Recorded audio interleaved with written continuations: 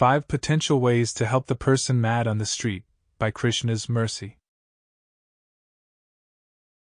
Yanti devavrata devan pitnyanti pitrivrata. Bhutani yanti bhuteja yanti madhyazinopi mam. Quote, those who worship the demigods will take birth among the demigods. Those who worship ghosts and spirits will take birth among such beings. Those who worship ancestors go to the ancestors, and those who worship me will live with me. Lord Krishna, Bhagavad-gita, 9.25. 1. Give him food.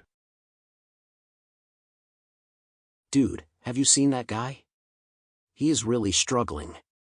He sleeps on the streets. He hasn't showered in weeks. I don't know what is wrong with him. We have to help. Let's bring him some food. Not just tonight, but on a recurring basis. 2. Give him clothes.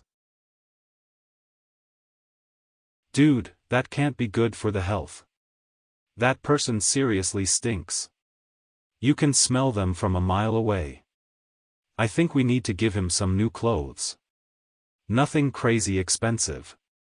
Buy something from the nearby outlet center. Whatever you choose will be a vast improvement from what he is wearing right now. 3. Give him a house. Dude, it is freezing outside. That guy has been living on the streets for 6 months now. He has turned a cardboard box into a home. He got a bonfire going, along with some friends. The way they eat is known as dumpster diving. We can't let this continue. Let's find some place that he can move into. 4. Give him a job.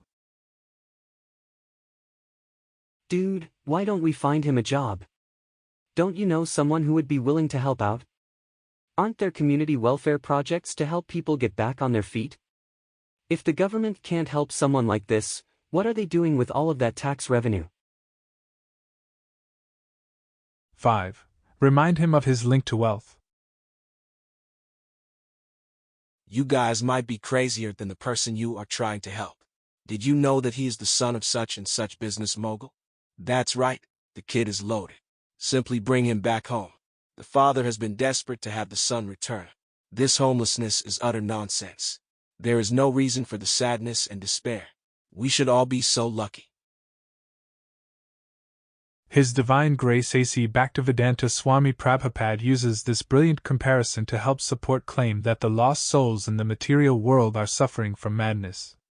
They are trying to make a permanent settlement in a place that is otherwise built for reformatory purposes.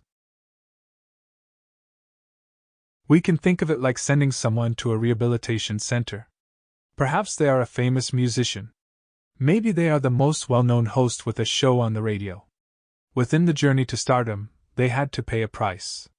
They had to make compromises. They had to find ways to cope with the pressure.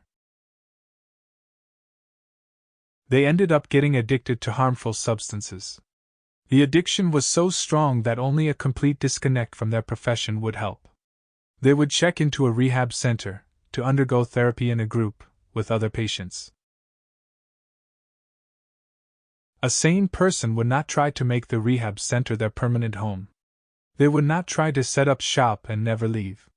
They would understand that they can take whatever they have learned inside and apply it on the outside. Hopefully, they never have to return. They will be cured to the point that they no longer suffer from the addiction.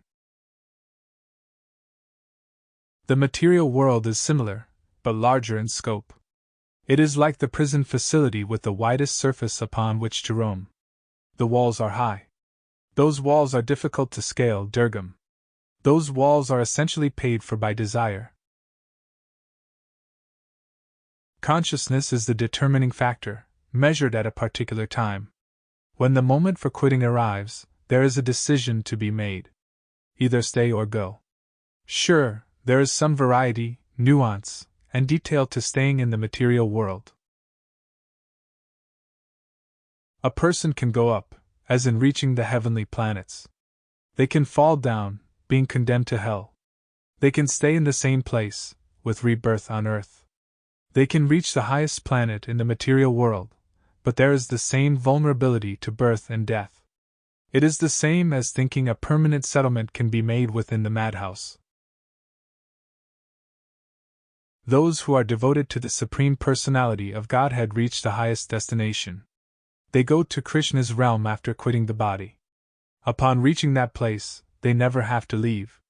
It is like the wealthy person's son finally returning home. They can share in their father's wealth. They do not have to needlessly struggle. Sri Krishna sends his representatives to reclaim the fallen souls.